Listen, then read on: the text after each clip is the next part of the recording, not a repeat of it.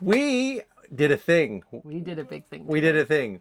We got, Tracy, when I say we, I mean Tracy, got tickets to allow us to go to Oak Island and take the tour for the Curse of Oak Island. Yes, it was a walking tour, but they got trams. So we were actually on the first day they had trams. Second weekend they've been doing this. They've been closed to doing tours since COVID hit in 2020, and this is the first. Last weekend was the first weekend, soft launch. This is the first weekend with the trams, and they're only like advertising it locally. I just happened to see it. I contacted them, and we were able to get online and get tickets, and we were there today. We were there today. It was amazing. It was so amazing. We are Acorns, so we've been watching the coast of Oak Island for years now. Yep, we've been watching it, and even before I met Tracy, I was an Acorn, and then me too. Actually it was sort of a dating criteria. Do you like Oak Island? Yes. Do you like Oak Island? Yes. Okay, you're in. Yeah. So because if like somebody had said, "What's Oak Island?" Yeah, you're out. Yeah, you're out. So anyway, so they gave us brochures, and afterwards we went to the tour company, and we got hats, and we got shirts, and we got Tracy got a hoodie. Hold that down just a little bit. There we go. We got good. That, and he got another t-shirt like mine. Yeah, 2 t-shirts. And then we got the book by Zena Halpern about the Templars. Yeah, and so, and then because we've been collecting them all over, we got a sticker. We were tourists today. We were 100% tourists today. 100% tourists. We did the whole thing. So, okay, so let's talk about the tour. We did lots of videoing while we were there, and so let's start off with we drove there. So Don, is it Christmas Day? It is Christmas Day. It's amazing. He's pretty excited. Yes, I'm very excited. Are you excited? I'm excited. Why are you excited? Because we're going to Oak Island. Are you like a groupie and want to hang out with all the guys in the band? Totally. Eh? Yeah. So this is where it ends, right? No, I just want to see him. Rick and Marty come up to you and say, Tracy, come with us, and you're gone. I want to see Lot 5 firsthand. Don who? I want to see Lot 5 firsthand. Yeah. And to see the artifacts and all that kind of stuff. Yeah. So, anyways, if you haven't... I want to see the cobblestone pathway because, like on TV, I don't think it does it justice. Because at TV, I really struggle to think it's a road. So I'm hoping that it actually does in person. So if you haven't guessed, we're heading to our walking tour of Oak Island. It is a magnificent day. Not a cloud in sight. It's warm, but we're ready for it. We're dressed for it. We got our suntan lotion. We got our hats. And I went to the farmer's market in Liverpool this morning and got us some focaccia, vegetable focaccia. It means some cinnamon braids to munch on. Yeah, and so we're just... The dogs are looked after. They got the AC on. They're all snuggled away. They've been exercised to death. Oh. Yesterday, they ran their guts out on the beach. And I took them for a big walk yesterday. And I took them for another walk today. And I think when we first got off and we started seeing the street signs for Oak Island, it really hit us like, oh my God, we're actually going to be going to Oak Island.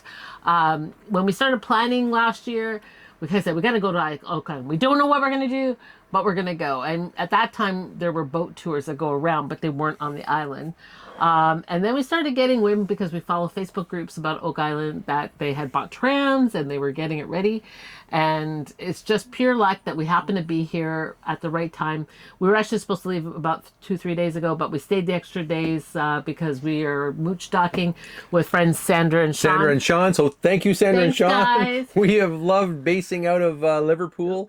We've Nova taken Scotia. In beaches and all kinds of stuff, but we took in Oak Island. We got to do Oak Island. So we got off the highway and made our way, and then we were down this little lane, and then it opened up the causeway. We saw the causeway, and it was like, we're really going to Oak Island. Right. Here it is. Here it is. Here it is. Here it is. Okay. Here it is. Here it is. Here it is. What I thought it was going to be. Okay. In 300 meters, your destination 5 Oak Island Drive is on your left. Here's speed on Causeway. What does it say? Visit the Oak Island treasure shop. Blah, blah, blah. Yep. Okay, I think we can go because there's people up there. Yeah, I think so too. Yeah. Okay, we're going across the We're causeway. going across the causeway. There's Oak Island. There she is. We're driving across the causeway. I'm gonna get my phone because they might ask for it. Look at the color of the water. It's beautiful. It's beautiful. It's closer to the land than I thought. I know it's really weird, but Really, eh? yeah. Let's go see her. There's our tickets. If you want to see them.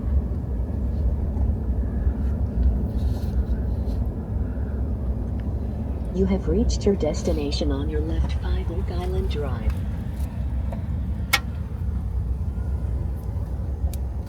I figure the truck is worth 10% more because we drove it onto Oak Island. We parked it on Oak Island, and it's got Oak Island dust on it now. So, yeah, it's got to be worth 10% more. Exactly. I think it is. And it'll sell in a heartbeat, right? So, Yeah. So then they direct us to we're never park. washing the truck again. They direct us to park by the Oak Island Interpretive Center. Yep. And we got out and we saw the monument to those who had died so far. Paid our respects. And had our, yeah, I'd say we more took our photo, but it was with the backdrop being the causeway. And then we walked over and there was Charles Barkhouse. And we just, I kind of went a little Starstruck. She couldn't talk. It was hello. Yeah. And then we said, are you going to be joining the tour? He says, I am doing the tour. And I went, oh my God, this is so great. So Charles was our guide and Scott Barlow. Scott Barlow, the project manager for Oak Island. Yep. And it was awesome. There was probably, I don't know what, roughly 60 people. Yeah, I would say there would be between 60 and 70 people because the tram cars officially hold 75. So that's the limit of the tour. And I would say that they had darn near a full complement. And darn near a full complement with what? Hours notice? Like it was like 24 hours before we could go? Or was it 48? No, it was 48? It was a few days, yeah. So because we knew we had to Wednesday, we knew we had to stick around until Saturday.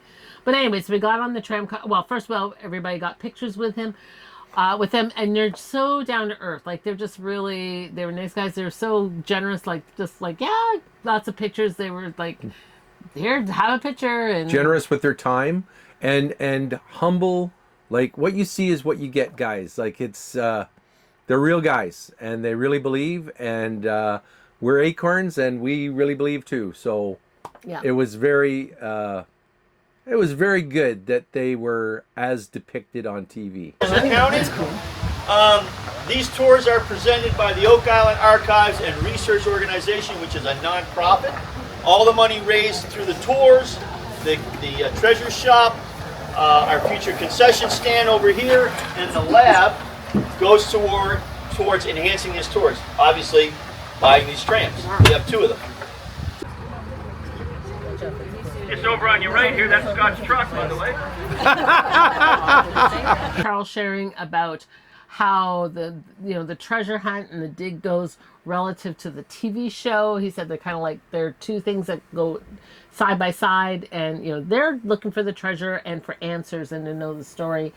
The show kind of does their thing and dips in and does it, but they kind of go, parallel to each other, but not exactly the same.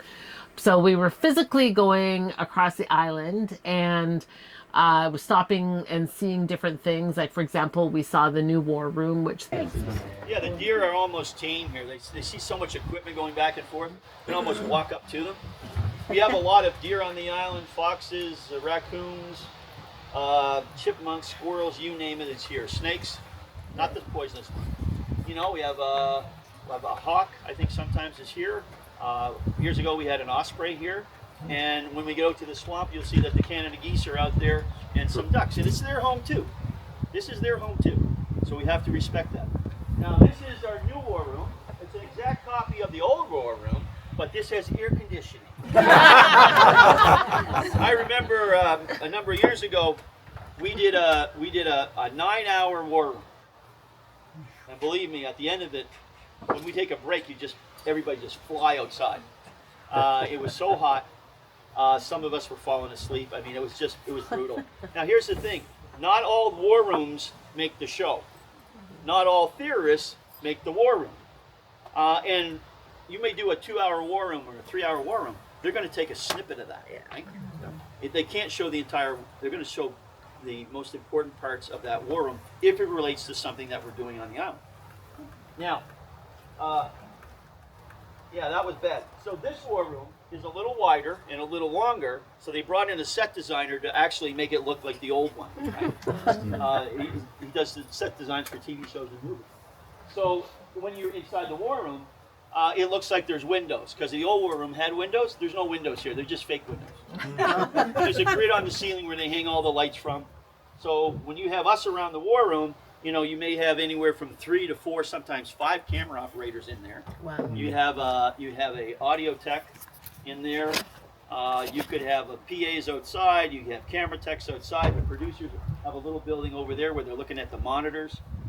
It can get pretty uncomfortable in there, so that the air conditioning is. Anyway. Then it continued. We went by lot 5, which we unfortunately couldn't get onto because it's there's flags everywhere. Like, you know, Gary and his daughter Katya have been just doing the whole island, and there's flags everywhere for stuff to be dug up. So we couldn't go into lot 5, but we talked about it. And then we were talking about the oaks, because there's oak trees on Oak Island. There's not really oaks anywhere else around here. And there's a variety there that they think is really specific there. So there's some theories that oak trees were planted there hundreds of years ago to identify Oak Island, because when you come in from the outside, it looks like a peninsula. So that's kind of cool. So it was definitely, there were a lot of oak trees, but they had found these canopy oak trees that an arborist has said is different. It's a different breed. Yeah, different variety. species. Yeah. And then we went by David Nolan's house, Fred Nolan's son. Coincidentally, while we were almost at that point, Tom Nolan came by in his truck and needed to get by the tram. So we pulled to the side and Tom went by in his 2025 F-150 Lariat. It was a snazzy truck. It was a very fancy or truck. sorry, not a Lariat, Ranch. King Ranch. Beg your Yeah. pardon. So then we came down into the swamp, and that's one of the really cool things is we really got to understand the geography. So when we watch the show, we'll understand. But came out into the swamp, and then we hit our first area. There was a few areas that we weren't allowed to film in or to take photos because it's part of this year's show. So we do know a few things that are happening, and we can't tell you. If we had told you, we'd have to kill you. Well, there's that. But given that you're at the other end of the TV, we probably can't find you. So anyway, so we learned a few things about the swamp that was kind of interesting, and then we moved on sort of up the hill, and Charles put out a little thing saying because it was just guys on the island, they had to build a new road to get up to where the money pit is. And so they were, you know, at a loss of what they should call it. So because they're all guys, they called the new road the new road. So it's Old Road and New Road. Old Road, New Road. It. So and the money pit kind of sits up on a hill in a peninsula, and the Old Road and the New Road go around it. So we get the gear in, because he said at any given time, like when they were loading in the big caissons and all that, they'd have 17 trucks rolling through there in a day. So it was a lot of hardware. They had to sort of orchestrate that in order to get it into such a small space. Yeah. So. And we saw deer. They said a lot of deer on the island and stuff like that. A lot of wildlife. Yeah. So we get up into the money pit and we jump off the tram. Again, there was things in there we weren't allowed to take film of, but I went over to Boar Hill 10X right away. I just thought, what's this? Big caisson. It was 84 inches wide, and I looked down. You didn't kind of look over. It's about 3 or 4 feet high, and I'm looking. Tracy was doing this. Yeah, okay, I was doing that. I was. And I'm looking. It was 181 feet down, the water was, and it's still there. It's so cool. So we heard stories about how Dan Blankenship almost died going down there, and his son David basically pulled him out, and the first thing he said when he got out, he grabbed him and says, "Don't tell your mother." So it was one of 2 times that he almost died because he was stuck down there. And he would actually, one time he'd ran out, his hose broke on his air valve thing, and they ran to the Home Hardware in Chester and got a garden hose. Got a That's garden what hose. he was using. Committed. Very committed. Committed, or just yes, one of those. So and then we moved a little bit further down because from the money pit and where 10X is and all that, the garden shaft, it's just sort of over the hill, and all of a sudden you're in Smith's Cove, and that's where they put the big the wall in there, and that's where they found the U-shaped feature and the other features that have been unearthed over the seasons, and then he gave quite a moving speech about the Restalls and what happened on the day of the big tragedy back in August 17th, 1965. The tour group was coming over to drop off the tour group and pick this tour group up and take them back to Chester, right? Because that's where the tours were operating from in those days. So,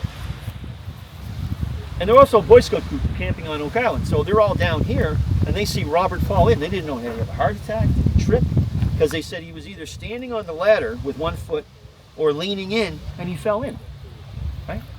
So people are screaming, they didn't know what happened. So Bobby and a bunch of guys were over there, somewhere where the conveyor belt thing is over there, right? And they were clearing some land, getting probably ready to do something in that area. So they rush over. Bobby goes down. Cyril Hiltz goes down. Carl Glazer goes down. Boom. It was just get the guy that went down before you. Now, Leonard Kaiser, Andrew DeMont, tried to go down and fell on some cross members. So they didn't actually get to the bottom. They were on a cross member about halfway down. Two more guys tried to go down, were overcome by the fumes coming out of this thing. They rushed him to a doctor's office over there. But luckily on board that boat was Captain Ed White, a firefighter from Rochester, New York. And he organized a rescue. There's no rescue equipment here at all, nothing at all, right? Somebody ran up to the money pit and they got a rope. Tied the rope around Captain Ed White, right? Now the Restalls were a family who were digging for treasure at that time. I mean, people have been doing it for hundreds of years. There's been waves of them, but they were there in the 60s. And deeply loved. Like they were truly icons in the area in the time, and everybody was just devastated when all that happened. So. And then we had lots of people asking questions, and we had the opportunity to have our questions answered, which was really cool because there's different things and people think about different theories and all that, and Charles more than once said theory's just a theory until you can hold it in your hand. Yeah. And he talked about like some of the practicalities of things, the fact that if they find anything, then 90% goes to the owner and 10% goes to the government. However, if it's human made, then it goes to the government. And so he was saying, like, you look at a coin, what is that? It's human made, or is it a treasure? So he says very ambiguous. He said the two groups of people that are well represented on Oak Island are going to make a lot of money: the drillers and the lawyers. So, but he's a part of the Order of the Freemasons, and he wasn't afraid to really promote that and to talk about that. And I love that he's very proud of it. And it's been a lot of the Freemasons who have done the work here around it, and that's why you'll hear about different theories around the Templars. But he is genuine. He's genuine. Scott's genuine. That they want to find the answers. This isn't just about finding treasure anymore. It's about finding truth. It's about finding the story, because there's so many anomalies in the things that they find here, things that shouldn't be here, or why are they here? And it just every year they just open up more. And I know some people say, well, they never find the treasure, and in the end maybe the treasure has been taken, but they want to find. They want to know the truth, the story of what's happened here. So they're pursuing three storylines in this effort. The first storyline is, the original depositors and building of the all of the stuff. Like, we don't find 100 hand-hewn logs 100 and 150 feet down in the ground just because they fell there. People were doing that. The second line of inquiry, and where they find a lot of artifacts. In fact, Lot 5, they said last year alone produced over 15,000 Yeah. artifacts. Yeah, it's So mind-boggling. it's mind-boggling that there was definitely activity, and that is predominantly been shown to be British Army. So they know there was a military presence there. And then the third line of inquiry is all the people that live there, because like just down the road, we were recently at Port Point, and there in the final episodes of last year, they were talking about the Templar Knights of Malta. Well, yeah, And so that order is already been known to be here, and it's documented that they were here in 1604. However, in fact, that museum even had the official dress robe. dress robe of the Knights of Malta. The whole thing is that that's the written down stuff. Pretty sure that guys were here before that. And that's where the whole Knights Templar and the Viking story comes into play, because they've got artifacts going back to 1100 and 1000. So, and then of course there's the Micmac corner, which the guys were they stumbled upon a few seasons ago, and The cobble road in the swamp. and they've discovered that the artifacts that they found there with the Micmac have been carbon dated back to 453 BCE. So that's 2,500 years ago. So there's been activity in this neck of the woods for a long, long time. On an island that has absolutely no fresh water unless you dig a well. So, you have to understand the technology of digging a well if you live there. There, one area of the swamp is got a very bad parasite. And like if you even get like in your cut or something, you get very, very sick. So they have to be very careful. Any work done in the swamp. So to that end, the swamp area and several of the boreholes, actually they have a very good safety program that goes on there, because one of the big problems there is hydrogen sulfide, H2S. And so for all the guys that I know that work in the patch and all that sort of stuff, and myself for a number of years, H2S, that's a bad thing. So they've got guys that are actually monitoring that before, during, and after. And Charles was saying there have been several shoots in the swamp where the wind sort of died down. They're out in the open air, but it's releasing so much H2S that the alarms start going off. And you're like out of the swamp right now. Like it's a big deal, like death-defying deal. Guys in the oil patch know that you go down on H2S, you might not be getting back up. So And that's what happened to the Rustalls, they surmise. There's people here that are acorns, and you're loving this, because I know some. I was listening to somebody, I'd be going, wow, that's so cool. And then there's people who haven't watched it and naysayers, and I'm not here to try and convince people, but no, there's something going on here. And there are people here who are dedicated, truly dedicated. They're not looking out for the money. They're not trying to make a buck. They really want to find out what happened here, and to find that truth. And yes, there's a show, top show, cable network show in the world, kind of doing it and funding it to some degree, to a large degree. But that doesn't drive it. I think that's what really drove it, is that the work that they're doing is working towards truth and bringing on a whole team of people who are willing to contribute and happen. The Ian Spooners of the world, the Lear Nivens, the archaeologists, the people from Makeda University, and the people want to understand and contribute to that, to learn that truth, because they want to be able to years from now tell their grandkids that they were part of this, right? So, and now with the dirt on our truck and our fancy T-shirts, we're part of it too. Yeah. So to sum up, the tour, top notch. If you ever get a chance to come out here and the tour is on, Worth every penny. and you're an acorn, by all means, please go. It is just worth every penny of it. Not cheap, but at the same time, you're getting. We got 2.5 hours of a solid entertainment from a top-notch TV star. Like it was brilliant. It was brilliant. So he genuinely gave his time. He genuinely walked gave along and talked to him. He didn't just get up and do his thing. So very worth every penny. Yeah. And I think that's it. Yeah. So thanks for watching. If you like this video, like this video. And if you haven't subscribed yet, please do. subscribe. That helps us. And if you have subscribed, you're awesome. Thank you very much. If you have any questions, please put it in the comments, and because we're happy to answer any questions about the tour. Yep. See you later, guys. Bye.